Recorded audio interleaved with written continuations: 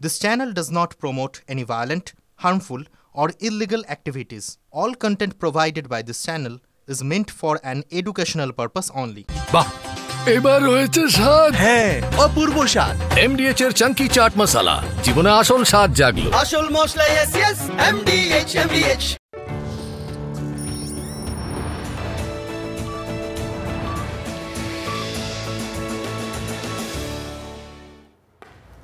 বিকেল ৫টায় শুরু করছি আজকের পাঁচ কথা মানে এখনো পর্যন্ত যা যা ঘটে গেছে তার মধ্যে থেকে ছাড়াই বাছাই করে একেবারে সেরা খবর। আর সেরা খবরের কথা যদি বলি তাহলে অবশ্যই শুরুতেই নজর রাখতে হবে জঙ্গলমহলের দিকে।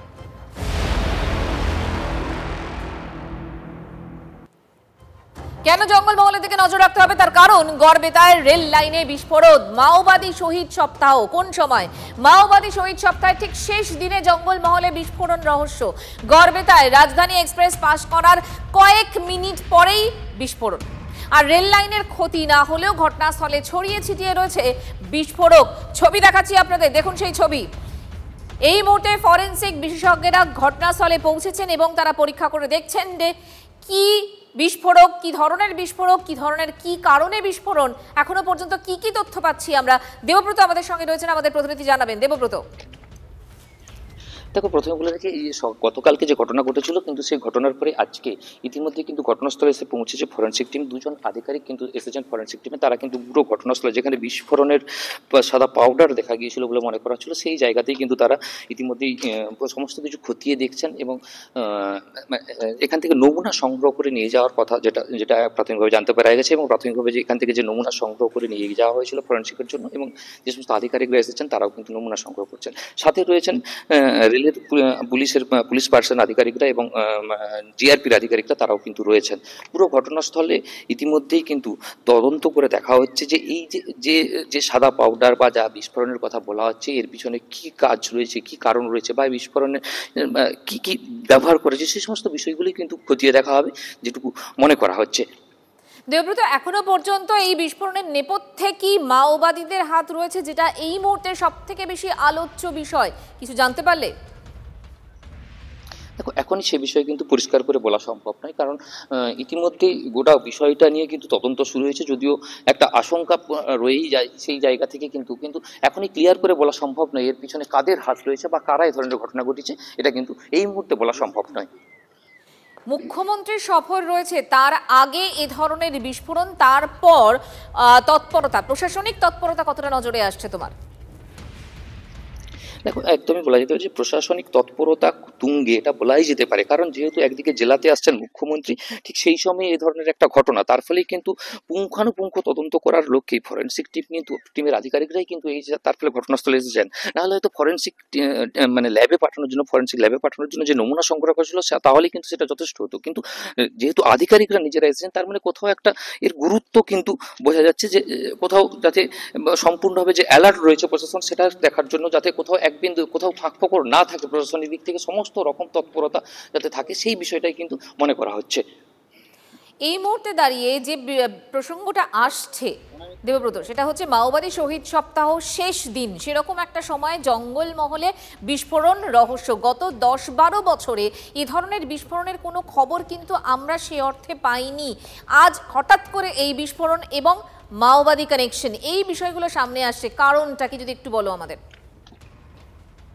দেখো, একদমই এর পিছনে নির্দিষ্ট কারণ, যেহেতু একটা আশঙ্কা করা যাচ্ছে যে যেহেতু মাওবাদীদের শহীদ সপ্তাহ চলছিল এবং শহীদ সপ্তাহের শেষ দিন, গতকালকেও কিন্তু 3 রাজ্যে বন্ধের ডাক দিয়েছিল মাওবাদীরা, এবং ঠিক শেষ মুহূর্তে এরকমের একটা ঘটনা ঘটেছে। সেইখান থেকে কিন্তু কোথাও একটা যদি যোগসূত্র থাকে, সেইটাই কিন্তু খোঁজার চেষ্টা করছেন পুলিশ প্রশাসনিক আধিকারিকরা। কিন্তু শেষ পর্যন্ত অপেক্ষায় থাকতে হবে যে এই যে বিস্ফোরণ হয়েছে বা কি হয়েছে, এর যে রিপোর্ট, সেই রিপোর্ট আসার দিকেই কিন্তু নজর রাখতে হবে। তারপরে রিপোর্ট নজর রাখো দেবব্রত, আপাতত তোমাকে ধন্যবাদ।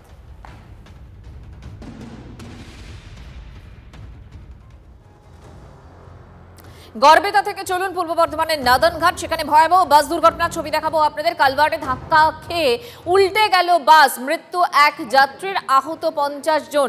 ছবি দেখাচ্ছি আপনাদের, এবং এই মুহূর্তে কি পরিস্থিতি, হতাহতের সংখ্যা কত, সবটাই জানবো। মহন্তোষ আমাদের সঙ্গে রয়েছেন, আমাদের প্রতিনিধি জানাবেন। মহন্তোষ। দেখো, বাসটি বর্ধমান থেকে নবদ্বীপের দিকে যাচ্ছিল এবং ভান্ডারডিহি এলাকায় বাসটি হঠাৎই নিয়ন্ত্রণ হারিয়ে একটি কালভার্টে ধাক্কা মারে এবং উল্টে যায় এবং বাসে 50 জনের মতো যাত্রী ছিলেন। তার মধ্যে ঘটনাস্থলে একজন মারা যায়, সুবোধ মন্ডল নাম, এবং যেটা যাত্রীরা অভিযোগ করছে যে বাসটি অত্যন্ত দ্রুত গতিতে আসছিল।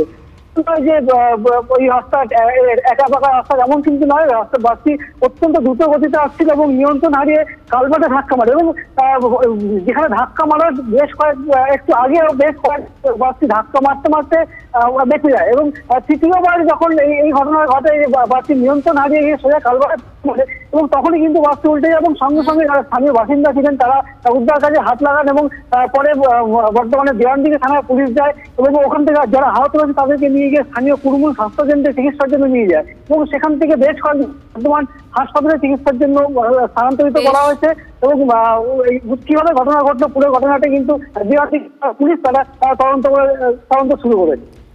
ধন্যবাদ তোমাকে মনোতোষ। ছবি দেখাচ্ছি আপনাদের এই মুহূর্তে, কালভার্টে ধাক্কা এবং তারপরেই উল্টে গেল এই বাস এবং একজনের 50 জন যাত্রী ছিল এই বাসে। নাদান ঘাটে এই ঘটনা ঘটেছে এবং মৃতের সংখ্যা 1, মৃত্যু হয়েছে একজনের, আহত 50।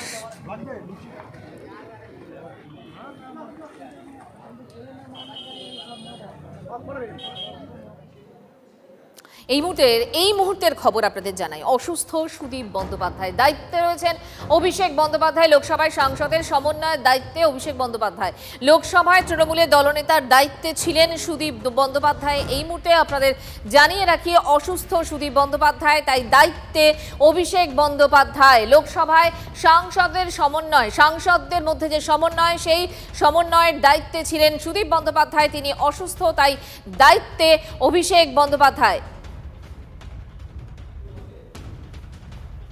লোকসভায় তৃণমূলের দলনেতার দায়িত্বে ছিলেন সুদীপ বন্দ্যোপাধ্যায়। সুদীপ বন্দ্যোপাধ্যায় অসুস্থ, তাই দায়িত্বে অভিষেক বন্দ্যোপাধ্যায়। এই মুহূর্তের সবথেকে বড় খবর, অর্থাৎ লোকসভায় সাংসদদের মধ্যে সমন্বয়, সেই সমন্বয়ের যে দায়িত্বে ছিলেন সুদীপ বন্দ্যোপাধ্যায়, সেই দায়িত্ব এবার বর্তাবে অভিষেক বন্দ্যোপাধ্যায়ের ওপর এবং তিনি এই মুহূর্তে দায়িত্বে, অর্থাৎ অভিষেক বন্দ্যোপাধ্যায় এই নতুন দায়িত্বে রয়েছেন বলেই জানা যাচ্ছে। অসুস্থ সুদীপ বন্দ্যোপাধ্যায়, দায়িত্বে অভিষেক বন্দ্যোপাধ্যায়। ঠিক কি জানা যাচ্ছে এই মুহূর্তে? জ্যোতির্ময় কর্মকার আমাদের সঙ্গে রয়েছেন, আমাদের দিল্লির প্রতিনিধি জ্যোতির্ময়।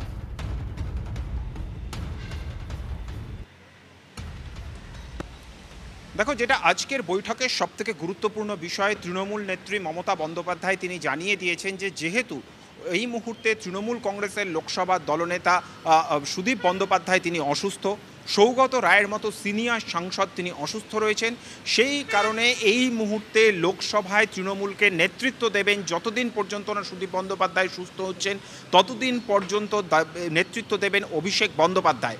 অর্থাৎ এবারে আনঅফিসিয়ালি বা যদি সরকারিভাবে যদি ঘোষণাও না করা হয়, দলগতভাবে যদি ঘোষণাও না করা হয়, সুদীপ বন্দ্যোপাধ্যায়ের অবর্তমানে দলনেতার দায়িত্ব কার্যত সামলাবেন Abhishek Bandyopadhyay. Day to day কোঅর্ডিনেশনের দায়িত্ব দেওয়া হয়েছে দেওয়া হয়েছে কাকলি ঘোষ দস্তিদারকে। সবথেকে গুরুত্বপূর্ণ বিষয় যে এতদিন পর্যন্ত এই ডে টু ডে কোঅর্ডিনেশনের যাবতীয় দায়িত্ব ছিল কল্যাণ বন্দ্যোপাধ্যায়ের উপরে।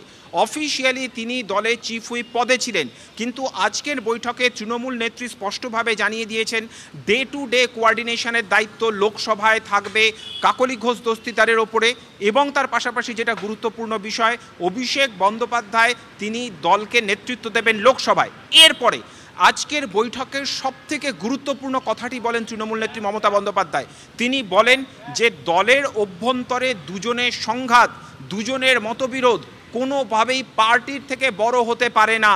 কারা সেই দুজন তা নিয়ে অবশ্যই প্রশ্ন রয়েছে, কোনো পক্ষ তা নিয়ে বাইরে মুখ খুলছে না, কিন্তু আমরা তারপরেই বৈঠকের ঠিক পরেই আমরা যে ছবি দেখতে পাই তা থেকে আমাদের কাছে উত্তরটা স্পষ্ট হয়ে যায়।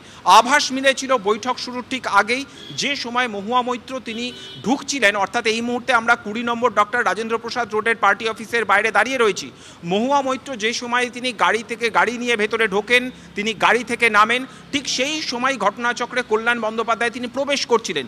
মহুয়া মৈত্রকে দেখে তিনি ঘুরে যান এবং তিনি বলেন, কার মুখ দেখলাম আজকে দিনটা খারাপ যাবে। আর ঠিক বৈঠক শেষে বেরিয়ে আসার পরে কল্যাণ বন্দ্যোপাধ্যায় তীব্র অসন্তোষ প্রকাশ করেছেন এবং তিনি ক্যামেরার সামনেও তিনি বলেছেন, যা আমরা আন্দাজ করতে পারছি যে অপারেশন সিঁদুর নিয়ে লোকসভাতে কে বলবেন তা ঠিক করার দায়িত্ব ছিল কল্যাণ বন্দ্যোপাধ্যায়ের উপরে।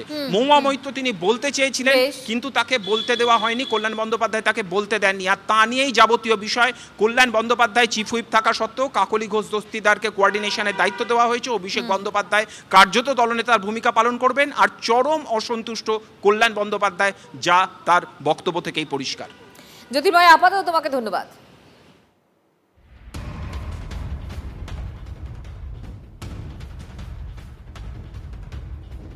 অসুস্থ সুদীপ বন্দ্যোপাধ্যায় লোকসভায় তৃণমূল সাংসদের সমন্বয়ের দায়িত্বে অভিষেক বন্দ্যোপাধ্যায়, এই মুহূর্তের বড় আপডেট।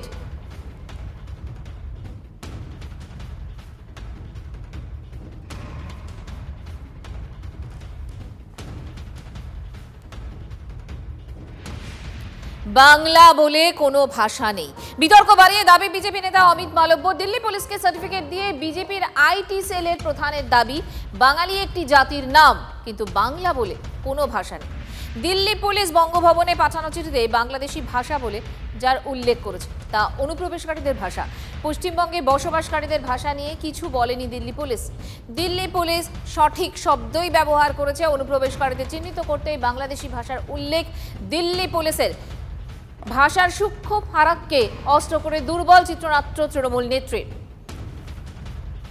প্রদীপ্ত এই মুহূর্তে আমাদের সঙ্গে রয়েছেন, টেলিফোনে কথা বলবো তার সঙ্গে। প্রদীপ্ত, অমিত মালব্য এরকম একটা যুক্তি খাড়া করলেন, কারণটা কি?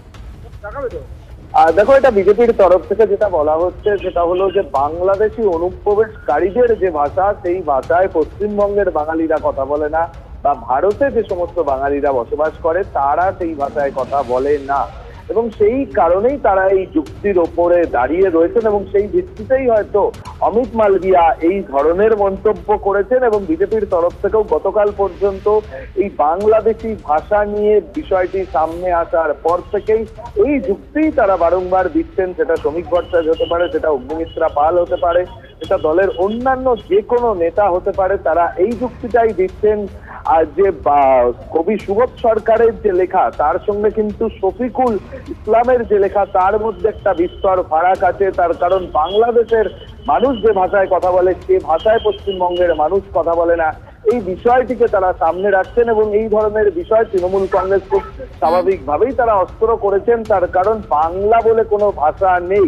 তৃণমূল কংগ্রেসের বক্তব্য, যে ভাষাকে আন্দোলনকে কেন্দ্র করে আন্তর্জাতিক মাতৃভাষা দিবস পালন হয়, সেই ভাষাকে তারা অপমান করছেন। এই জায়গা থেকেই বিজেপি তরফে বাংলাদেশ এবং পশ্চিমবঙ্গের মধ্যে একটা ফারাক, সেইটাকে সামনে নিয়ে আসা হচ্ছে। এখন দেখার বিষয় যে বিজেপি এই রাজ্যে দাঁড়িয়ে এই রাজনীতির ক্ষেত্রে কতটা স্বস্তি বা অস্বস্তির মধ্যে তাদেরকে এই মন্তব্যের জন্য পড়তে হয় কিনা। ধন্যবাদ। একদম ঠিক ভাষা বলেছে। আপনি বাংলাদেশের একটা বই নিয়ে এসে পড়ুন, আর পশ্চিমবঙ্গের একটা বই, যে কোনো টেক্সট বই নিয়ে এসে পড়ুন, দুটোর মধ্যে পড়লেই বুঝতে পারবেন কোনটা সুবোধ সরকার লিখেছে আর কোনটা বাংলাদেশের কোনো শফিকুল ইসলাম লিখেছে। ওই ভাষাটা পড়লেই বোঝা যায়।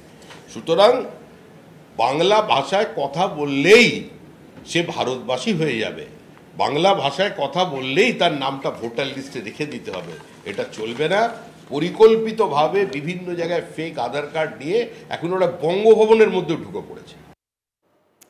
দেখুন, এই মুহূর্তে বঙ্গ বিজেপি যে যুক্তি, বাংলাদেশ এবং পশ্চিমবঙ্গের বাংলা ভাষার রকমভেদ আছে, সেটা শ্রমিক ভট্টাচার্য কিন্তু পরিষ্কার করেই বললেন। গতকাল দিল্লি পুলিশের পাশে দাঁড়িয়ে দাবি করেন রাজ্য বিজেপির সভাপতি এবং রাজ্যসভার সাংসদ শ্রমিক ভট্টাচার্য। সেই বক্তব্যই আপনাদেরকে শোনাচ্ছিলাম। এক্ষেত্রে মদন মিত্রের কি বক্তব্য, তিনি কি ভাবছেন, পাশাপাশি শঙ্কর ঘোষের বক্তব্য রয়েছে আপনাদের জন্য। আসলে সেটা উনি ঠিকই বলেছেন, কারণ ওনার নিজের অস্তিত্ব তো মোটামুটি পা থেকে মাথা পর্যন্ত লোপ পেয়ে যাচ্ছে। জয় সাহেরও অস্তিত্ব প্রায় শেষ। তো এখন উনি মানে যেখানেই দেখছেন অস্তিত্বহীন দেখছেন। একটু অপেক্ষা করুন না। তাই যদি হয় তাহলে 1 কোটি 1.5 কোটি করে ভোট কাটছেন কেন? বাপের বেটা হলে ভোটটা ছেড়ে দিয়ে করুন না, তাহলে বুঝেনি কত বড় মায়ের লাল আছেন। আমার দল, আমার রাজ্যের সভাপতি ইতিমধ্যেই এই নিয়ে বিবৃতি দিয়েছেন। আপনি বিবৃতিটা দেখে নেবেন, এবং তাহলে আপনার মনের মধ্যে যে ভ্রান্ত ধারণা তৈরি হচ্ছে সেটা কেটে যাবে। বাংলা ভাষাকে বাংলাদেশি ভাষা বলার পরেও দিল্লি পুলিশের হয়ে ব্যাট ধরলেন বিজেপি বিধায়ক অগ্নিমিত্রা পাল। ঠিকই বলেছে দিল্লি পুলিশ, পশ্চিমবঙ্গের বাংলা ভাষা আর বাংলাদেশের ভাষা আলাদা। দাবি বিজেপি বিধায়কের। বাংলাদেশের ভাষা বুঝতে পারেন না বলেও দাবি অগ্নিমিত্রার। পাল্টা বাংলা বিদ্বেষীদের মুখোশ খোলার হুঁশিয়ারি মন্ত্রী অরূপ বিশ্বাসের। দিল্লির পুলিশ যেটা করেছেন, বাংলাদেশি ল্যাঙ্গুয়েজ, সেটা ঠিকই কথা লিখেছেন। আমার যে বাংলা ভাষা আর বাংলাদেশের যে বাংলা ভাষা, দুটোর মধ্যে অনেক তফাৎ। আমি যে ভাষায়, বাংলাতে যে ভাষায় কথা বলি আমরা পশ্চিমবঙ্গে, সেই ভাষাতে কিন্তু, সেই ডায়ালেক্টে কিন্তু বাংলাদেশের মানুষ কথা বলে। সেই বাংলা ভাষা কিন্তু আমি বুঝতে পারবো না। আমিও বাঙালি, আমিও পশ্চিমবঙ্গের বাঙালি, কিন্তু আমি বুঝতে পারবো না। সুতরাং এই যে ফেক ন্যারেটিভ খুব ডেসপারেটলি চেষ্টা করছেন বলার যে বাংলার মানুষ আর বাঙালিকে অপমান করা হচ্ছে। আমরা তো সব কিছুই বাংলায়, কারা কোন মূর্খরা বলছে যে বাংলা ভাষা মানে বাংলাদেশিদের ভাষা, আমরা সেই মূর্খদের চিহ্নিত করতে চাই এবং বাংলার মানুষের কাছে তাদের এক্সপোজ করতে চাই যে এরা বাংলা বিদ্বেষী। ভাষা সন্ত্রাস চালু হয়েছে বাংলা এবং বাংলা ভাষাকে শেষ করার একটা চক্রান্ত কেন্দ্রীয় সরকার এবং বিজেপি করছে। আমরা তো একটা কথা বলি, সমস্ত বাংলার মানুষ যদি আমরা এক হয়ে পালিয়ে কুল পাবে। সত্যি একটা এই SIR নিয়ে, NRC নিয়ে এমন একটা আতঙ্ক সৃষ্টি হয়েছে যে কত মানুষ ভয়ে ভীতিতে আজকে আত্মহত্যা করতে বাধ্য হচ্ছে। আমি জানি না এই দেশটা কোথায় গিয়ে এরা দাঁড় করবে। আমি তো বলি এরা মানুষ মারার জন্য এই দলটা তৈরি হয়েছে। বঙ্গভবনে পাঠানো দিল্লি পুলিশের চিঠিতে বাংলা ভাষাকে বাংলাদেশি ভাষা বলে উল্লেখ এক্স হ্যান্ডেলে পোস্ট করে অভিযোগ তৃণমূলের। বাংলাদেশি সন্দেহে ধৃতদের কাছ থেকে পাওয়া নথি তর্জমা করতে সাহায্য চেয়ে চিঠি দিল্লি পুলিশের, আর সেই চিঠির বয়ান ঘিরে বিতর্ক। তৃণমূলের অভিযোগ বাংলা ভাষাকে অপমান করা হচ্ছে, বাংলা বললেই যে তাকে বাংলাদেশি বলে তকমা দেওয়া হচ্ছে, এটা তারই একটা নিদর্শন। দিল্লি পুলিশকে অবিলম্বে ক্ষমা চাওয়ার দাবি তৃণমূলের।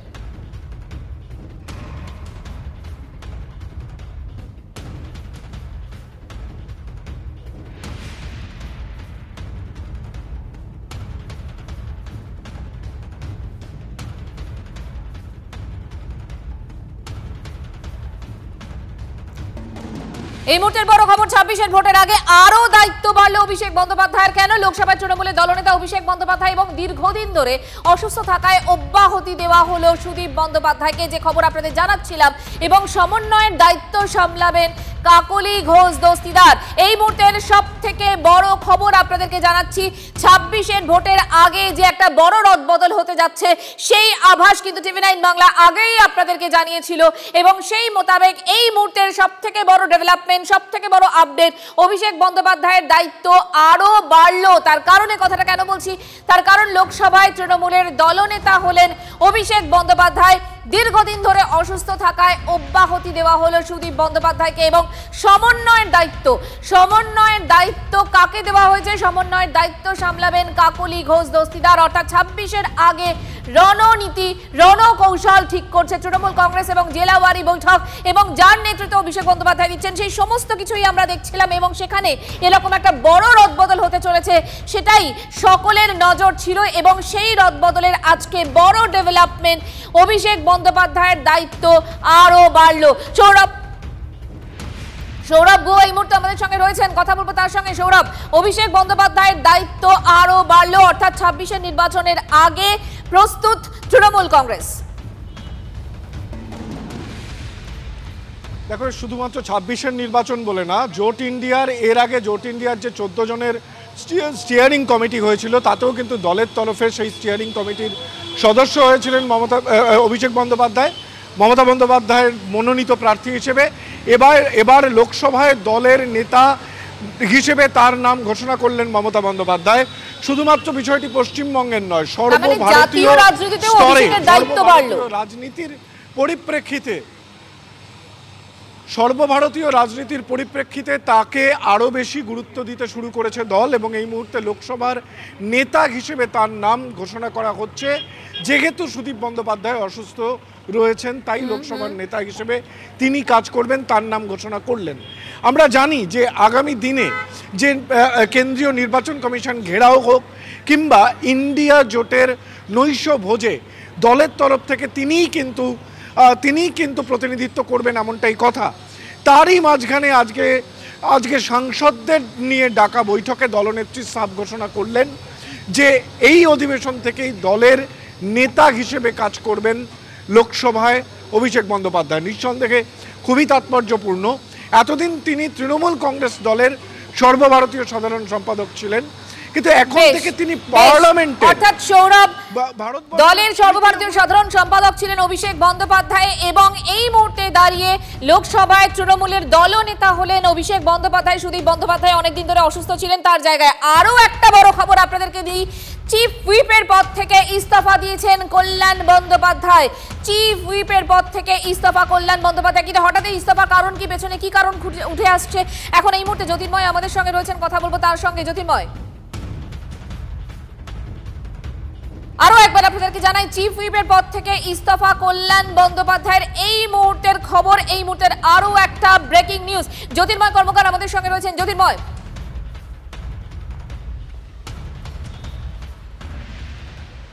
দেখো এই মুহূর্তে সব থেকে বড় খবর, চিফ হুইপ পদ থেকে পদত্যাগ করলেন কল্যাণ বন্দ্যোপাধ্যায়। আজ যে ঘটনা ঘটেছে সেই ঘটনা পরম্পরা আমি কিছুটা ব্যাখ্যা করব। এই মুহূর্তে আমি যে গেটের সামনে দাঁড়িয়ে রয়েছি 20 নম্বর ডক্টর রাজেন্দ্র প্রসাদ রোড, ঠিক 3:55 বা 4টে নাগাদ এইখানে এসে প্রথমে পৌঁছন কল্যাণ বন্দ্যোপাধ্যায়। তিনি আমাদের সঙ্গে দাঁড়িয়ে যখন কথা বলছিলেন ঠিক সেই সময় মহুয়া মৈত্রর গাড়ি এই গেট দিয়ে ভেতরে ঢোকে। আমাদের সঙ্গে কথা বলার পর ঠিক তখনই কল্যাণ বন্দ্যোপাধ্যায় তিনিও এই গেট দিয়ে ভেতরে ঢুকছিলেন। মহুয়া মৈত্রকে গাড়ি থেকে নামতে দেখেই কল্যাণ বন্দ্যোপাধ্যায় তিনি ঘুরে যান। সংবাদ মাধ্যমের ক্যামেরা সেই সময় অন ছিল, ক্যামেরার সামনেই তাকে স্বগতোক্তি করতে দেখা যায়। তিনি বলেন যে কার মুখ দেখলাম আজকে দিনটাই খারাপ যাবে। এরপর তিনি আস্তে আস্তে পার্টি অফিসের ভেতরে বৈঠকে ঢুকে যান। বৈঠক শেষ হওয়ার পর প্রথম যে ব্যক্তি কক্ষ থেকে বেরিয়ে আসেন বা পার্টি অফিস থেকে বেরিয়ে আসেন তাই তিনি হচ্ছেন কল্যাণ বন্দ্যোপাধ্যায়। কল্যাণ বন্দ্যোপাধ্যায় তিনি বেরিয়ে আসেন, আমরা যেটা জানতে পারি যে তিনি কিছুটা অসন্তুষ্ট। এর পরবর্তী ক্ষেত্রে বৈঠক থেকে আমাদের কাছে যে খবর আসে, তৃণমূল নেত্রী আজকে খুব স্পষ্টভাবে জানিয়ে দিয়েছে যে দুজনের জন্য কোনোভাবেই পার্টি ক্ষতিগ্রস্ত হতে পারে না, কেউ পার্টির ওপরে নয়। তিনি কারোর নাম নেননি। স্বাভাবিকভাবেই অন্য সাংসদরা মনে করছেন যে আদতে তিনি মহুয়া এবং কল্যাণ তাদের দুজনকেই ইঙ্গিত করতে চাইছেন এবং কল্যাণ বন্দ্যোপাধ্যায় বাইরে বেরিয়ে এসে তিনি সংবাদ মাধ্যমের সামনে কার্যত আজকে বিস্ফোরক ছিলেন। তার কারণ এর সম্প্রতি একটি জাতীয় সংবাদ মাধ্যমে ইন্টারভিউ দেওয়ার সময় মহুয়া মৈত্র তিনি কল্যাণ বন্দ্যোপাধ্যায় সম্পর্কে আপত্তিকর শব্দ ব্যবহার করেছেন বলে অভিযোগ। আর সেই প্রসঙ্গেই কল্যাণ বন্দ্যোপাধ্যায় কার্যত অত্যন্ত আক্রমণাত্মক ভাষায় তিনি যখন মহুয়া মৈত্রকে আক্রমণ করছেন, যখন তিনি দাঁড়িয়ে বাইট দিচ্ছেন, ঠিক তার পাশ দিয়েই কিন্তু সেই সময় মহুয়া মৈত্র বেরিয়ে যান এবং কিছুটা তির্যক হাসি হেসে বেরিয়ে যান। এই পুরো দৃশ্যটা কিন্তু স্পষ্ট করে দেয় যে দুজনের সংঘাতের বাতাবরণ ঠিক কোন জায়গায়। আর ঠিক তারপরেই আমরা যে খবর পাই, আজকের বৈঠকে তৃণমূল নেত্রী স্পষ্টভাবে জানিয়ে দিয়েছে যে রাজ্যসভার কাজ নিয়ে তিনি যথেষ্ট খুশি। রাজ্যসভার সাংসদরা যথেষ্ট ডিসিপ্লিনড ওয়েতে কাজ করছেন, কিন্তু লোকসভাতে সমন্বয়ের অভাব রয়েছে। সুদীপ বন্দ্যোপাধ্যায় তিনি অসুস্থ, তিনি তৃণমূল কংগ্রেসের লোকসভার দলনেতা। সৌগত রায়ের মতো সিনিয়র সাংসদ তিনি অসুস্থ রয়েছেন। যতদিন পর্যন্ত না সুদীপ বন্দ্যোপাধ্যায় তিনি সুস্থ হচ্ছেন, লোকসভায় লিড করবেন অভিষেক বন্দ্যোপাধ্যায়। এরপরে তিনি জানান, অর্থাৎ তৃণমূল নেত্রী আজকের বৈঠকে জানান যে আজকের বৈঠকে তিনি স্পষ্ট করে দেন যে এবার থেকে দলের অভ্যন্তরে বিশেষত লোকসভাতে কোঅর্ডিনেশনের যাবতীয় দায়িত্ব সামলাবেন কাকলি ঘোষ দস্তিদার। এতদিন পর্যন্ত চিফ হুইপ হিসেবে সুদীপ বন্দ্যোপাধ্যায়ের অনুপস্থিতিতে এই কোঅর্ডিনেশনের দায়িত্ব সামলাচ্ছিলেন কল্যাণ বন্দ্যোপাধ্যায়। অর্থাৎ তার কাছে কিন্তু কল্যাণ বন্দ্যোপাধ্যায়ের কাছে আমরা জ্যোতির্ময় এটা কি বলতে পারি, এই যে দুজনের একটা কোথাও একটা মতানৈক্য যেটা বারবার সামনে এসেছে, দলকে অস্বস্তিতে ফেলেছে, তাই সে কারণেই খানিকটা রোষের মুখে পড়তে হলো, কোপের মুখে পড়তে হলো কল্যাণ বন্দ্যোপাধ্যায়কে? দেখো একদমই, কারণ আজকের বৈঠকে তৃণমূল নেত্রী স্পষ্টভাবে বলে দিয়েছেন যে দুজনের সংঘাত কখনো পার্টির ঊর্ধ্বে উঠতে পারে না। অর্থাৎ পার্টি যে কোনোভাবে যে এক্ষেত্রে বারবার ধরে কম্প্রোমাইজ করবে না, পার্টির ভাবমূর্তি যে ধাক্কা খাবে না, সেটা যে তিনি বরদাস্ত করবেন না, সেটা তিনি স্পষ্ট করে দিয়েছেন। আমি মনে করিয়ে দেবো, কিছুদিন আগে জাতীয় নির্বাচন কমিশনের অভ্যন্তরে মহুয়া মৈত্র এবং কল্যাণ বন্দ্যোপাধ্যায়ের মধ্যে সংঘাত এমন পর্যায়ে পৌঁছেছিল যেখানে কল্যাণ বন্দ্যোপাধ্যায় তিনি মহুয়া মৈত্র তিনি সিআইএসএফকে ডাকছিলেন। অর্থাৎ একজন সাংসদের বিরুদ্ধে পদক্ষেপ হস্তক্ষেপ করার জন্য তিনি সিআইএসএফকে ডাকছিলেন। তার পরবর্তী ক্ষেত্রে আমাদের ক্যামেরার সামনে কল্যাণ বন্দ্যোপাধ্যায় তিনি বিস্ফোরক অবস্থান নেন। তিনি সেই বক্তব্যটা একটুখানি শোনাই, আমরা কল্যাণ বন্দ্যোপাধ্যায়ের বক্তব্য শোনাই আপাতত। জ্যোতির্ময়, তোমাকে ধন্যবাদ। ও মহামৈত্র ব্যাপারে বলছেন তো, করবে কি বলবো বলুন? পার্টিকে জানিয়েছি, পার্টি যা করবে করবে, পার্টি যদি না করে না করবে। যদি আমাকে গালাগাল দিলে পার্টির নেতারা যদি নেতা নেত্রীরা যদি খুশি হয় হবে, পার্টিকে জানি যে পার্টি করবে। কিন্তু আমি তো একটা হাম্বল মিডল ক্লাস থেকে উঠে এসেছি, আমি আমার কালচার এবং ডিগনিটি আমি নষ্ট করতে পারবো না। কুকুর কামড়ালে তাকে কি কামড়ানো যায়? তাই কামড়ানো যায় না। যদি কোনো এমপি বলে যে আরেকটা এমপিকে অ্যারেস্ট করতে, পার্টি যদি তাকে প্রাধান্য দেবে, আমার কি আছে? হতাশার কিছু নেই, হতাশার কি আছে? একজন এমপিকে গালাগাল দিচ্ছে, আরেকজন এমপি অ্যাবিউজ করছে, তার কোনো রিয়াকশন নেই, কি আছে? চিফ হুইপ তো আছে, কি আছে? যদি ইংরেজি বলা সুন্দরী মহিলাই যদি পার্টিতে সবচেয়ে দাম তাকে থাকবে, গালাগাল দিচ্ছে যে তার কালচারটা কোথায় তুমি তো বুঝতেই পারছো। সংস্কৃতি নেই, ভালো ভালো শাড়ি পরলেই তো আর বিশাল বড় কিছু হয়ে যাওয়া যায় না। আর তার লাইফস্টাইল বলতে গেলে এখন আমাকে অনেক কিছু বলতে হবে। সময় আসুক বলবো। দিন তো খারাপ গেছেই, আমি বলেইছিলাম আমার দিনটা খারাপ যাবে, দিনটা খারাপ গেছে।